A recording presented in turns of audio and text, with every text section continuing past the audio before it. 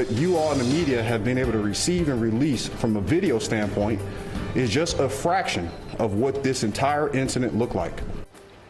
First at noon, the Broward County Sheriff fires back after a family accuses one of his deputies of using excessive force with their teenager at school.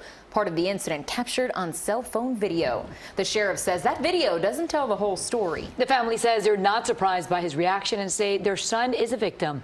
CBS 4's Ted Scouten is live at BSO headquarters near Fort Lauderdale with more on what the sheriff had to say. Ted? Maribel and Lauren, the sheriff said in this case his deputy did everything by the book. The sheriff said that he looked at the body cam video as well as surveillance video and that he is so convinced that everything was done correctly that he is not going to launch an internal affairs investigation. Video from Blanche Ely High School from February showing 17-year-old Jordan Bennett on the floor with Deputy Jeffrey Mallory on top of him.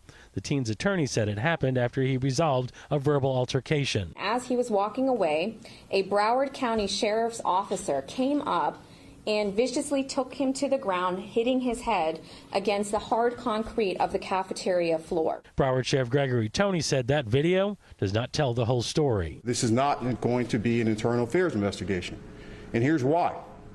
What you all in the media have been able to receive and release from a video standpoint is just a fraction of what this entire incident looked like. According to the incident report from Deputy Mallory, it said Bennett placed his hands around the neck of a school board employee and choked him, then confronted another. He was irate and angry. He aggressively pulled his arms away, flailing wildly out of my control.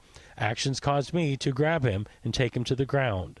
Sheriff Tony says school surveillance video and body camera video backs up the officer. And the allegations that were made today by Mr. Bennett's attorney are not consistent and they're not accurate with what video footage shows. The teen's mom said she expected this. I'm sorry, I can't make any statements right now. I have to speak with my attorney about the issue.